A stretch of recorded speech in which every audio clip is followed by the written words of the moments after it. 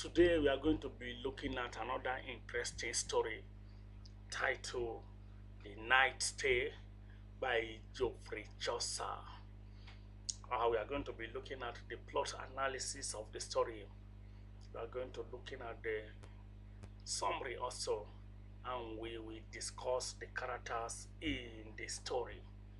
Then in the next video, we are going to be discussing the themes and the literary devices used in the story also. It is an interesting story by Geoffrey Chaucer, as I said, and the story revolves around a king called Theseus, who is the Duke of Athens, who has fought a lot of wars and conquers many kings. And one of the kings he recently conquered is the king of Amazons. And after conquering him, he took his wife Hippolyta, and then the maid, which is also a sister to Hippolyta, Emily. So he took them, and then Hippolyta became his wife. So the story is divided into 4 parts. We are going to be looking at part 1, part 2, part 3, and then we discuss part 4, and hopefully we also discuss the characters before we draw the curtain for today. So we saw that at the beginning of the story, Theseus has already conquered the king of Amazon and taken his wife Hippolyta, and then the maid Emily also followed them. And we saw that he was a very good and energetic king who has been fighting war for a very long time. So as he was riding his horse returning to Athens, he met a group of women, widows on the road, who were crying uncontrollably, seeking for his help. And when he demanded, they told him that they want the dead body of their husband from their king, from the king of Thebes, Creon. But king of Thebes has bound the women from burying their husband, the dry body of their husband. So King Theseus was really touched by the plight of the women, and he told Hippolyta and Emily to be going to Athens, and then he directed his armies, the knights, to go and fight war with Creon, the king of Thebes. And we saw from there he fought a very energetic war. He was able to defeat the king of Creon, the king of Thebes, which is Creon, and then he handed over the dead bodies of the husband to the widows. So the women also were happy that the bodies of their husband have been returned to them to give befitting burial. So after the heavy war, which there were a lot of casualties, the scavengers, people who try to pick things that are left on the ground, the remnant, they were searching through the rubbles, and they saw two people, two knights, two soldiers of the Creon, of the Thebes origin, who were severely wounded, but they were not yet dead. So they raised alarm, and we saw that they really tried to take good care of the people, and the name of the two knights are Arcite and Palamon. So both of them, they are clothed where they have coat of arms, which symbolizes royalty, means that they are prince, they come from the royal blood. So it was brought to the notice of Theseus in Athens, and then he proclaimed that both of them should be brought to Athens, and he is going to imprison them permanently without any possibility of being bail or ransom. So both of them were imprisoned in a tower in Athens. And we saw that early in the morning, one day, we saw Palamon looking through the window of the tower, and then he saw a very beautiful Emily trying to ease herself to answer the call of nature. Then he shouted, "Ah!" Then his heart woke up his friend and fellow prisoner, Asite. Asite was even thinking that the parliament was trying to mourn their problems, their imprisonment, but later discovered that Parliament's shouting was as a result of the beauty of the lady he saw. And then he regarded the lady as Venus, which is the god of beauty and love. Then Asite also looked through the window and saw the fine, beautiful Emily, and then wishes to have her as his wife. Then, before you know, two of them began to quarrel. Who will conquer? Who will take? Who will love the Emily? Note that both of them have not met Emily before, and Emily is not even aware that people are already fighting for her love. You can see such kind of situation. So we saw that. They began to develop disagreement and enmity between both of them. They were not so in talking terms again in the prison. And then we saw that as they were in prison, the more they are in prison, the more the hatred developed between them of who will love Emily. And note that Emily did not know anything about all this fight for her love.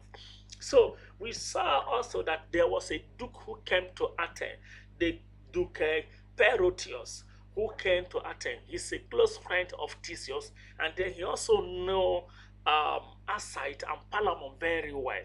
So he petitioned Theseus to release Asite, and then Theseus accepted on the condition that he's going to release Asite, and Asite must not come to the country again. So that is the part one of this story. And we saw that Asite returned and never come back to Athens again. But there was something, the love for Emily is still worrying Asite. And the Asite refused to eat. He was growing lean, he was growing weak, he was not happy with himself, living in Thebes without seeing or viewing or looking at Emily again. So he grew so lean to the extent that he was not even recognized by people that knew him before again. So he decided to return to Athens and pretend that he is not Asite. So he chose another name called Philostrate. Philostrate. So he began to bear that name, and then he was employed as a squire, as an assistant, a messenger in the palace of Theseus. And guess what? Theseus, he became one of the favorite domestic staff of Theseus. And then Theseus even gave him a god. He does not know that it is Asite that he said he must not come to Athens or else he will be killed. And then he began to walk there.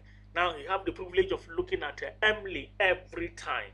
And also the story moves to the story now moves to the prison where we have Palamon still in prison, languishing in prison, and then he drugged the jailer, he drugged the people guiding the prison, and then he escaped from the prison.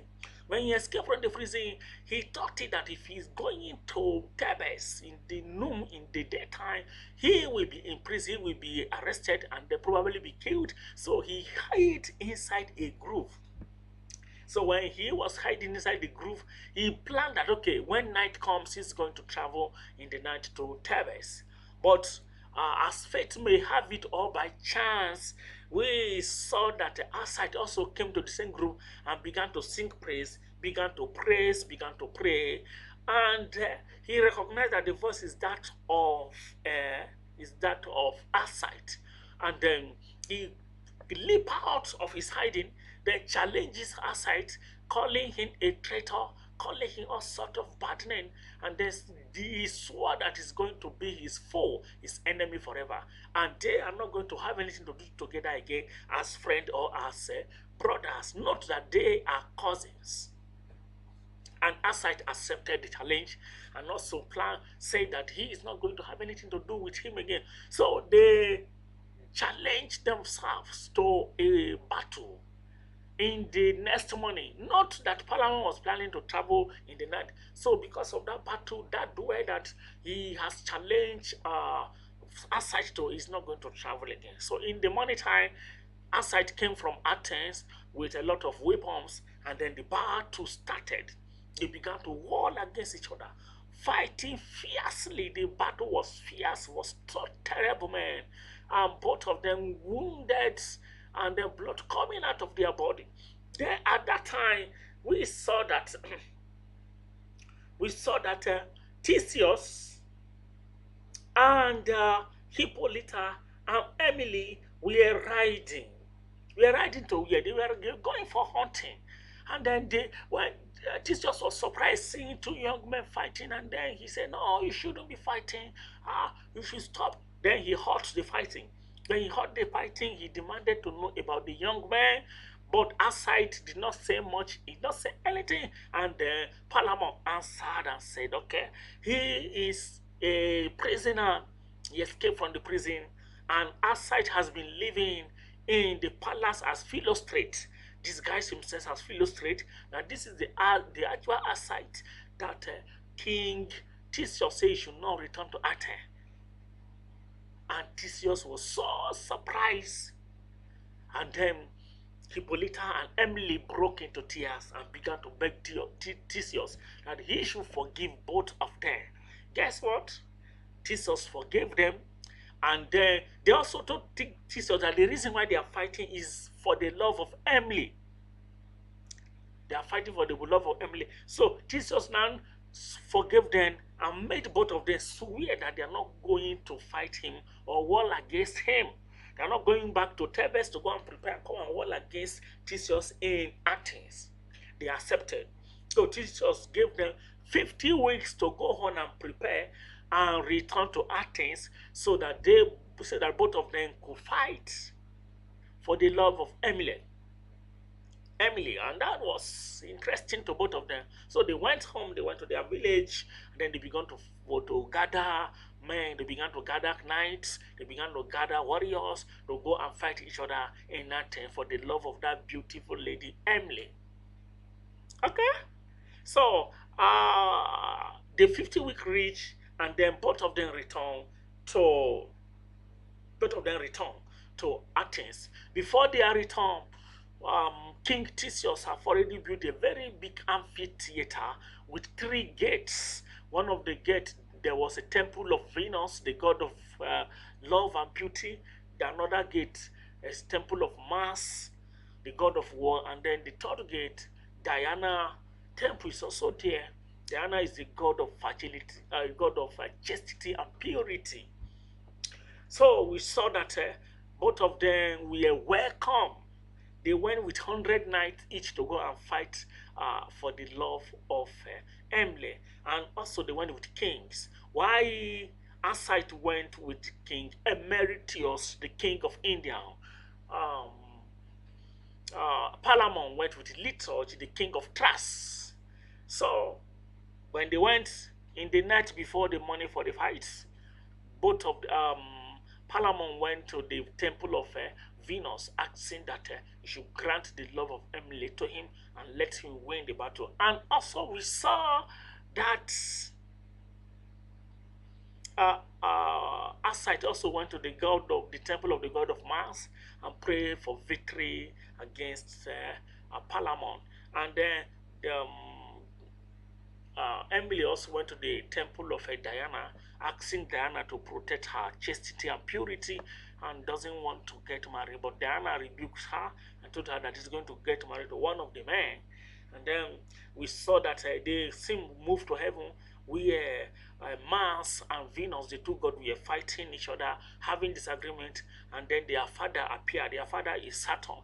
He settled both of them, and then he told Palamon that he told Venus that Palamon is going to win the heart of the lady, but Asite is going to hold his honor.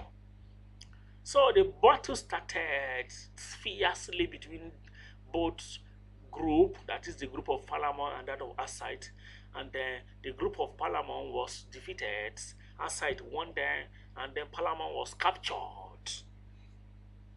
Then Venus, the god that Palamon pleaded with to grant victory, ran back to the father Saturn and said why he has been disgraced, why should the son be disgraced, why should Palamon be disgraced? And then Saturn told the god, wait. Unfortunately, he waited. And then as Asite was going around the theater that he has won, an outburst of fire from her broke out and then burnt him severely, and he fell down. He was bedridden to the palace of Theseus, and then he was paralyzed. From there, the body began to rot, and then it was like almost death is coming. And then he called Theseus, Emily, and Palamon, told them that now he is going to die, but there is no any other man worth the hand of Emily in marriage other than Palamon in his absence. So he told Theseus that Palamon and Emily should wed, and then they wedded. So in that state, he died. Both Theseus, Palamon, Emily, Hippolyta, all of them wept bitterly for the death of Asite, and the Asite was granted a royal burial. He was buried, and then there were a lot of procession. Days were apportioned for the burial, and he was given a befitting burial. After that, we saw that Palamon and Emily wedded, and it was a beautiful wedding. And from there, everybody now live in peace. So in the next video, we are going to be discussing the characters in this story. Thank you.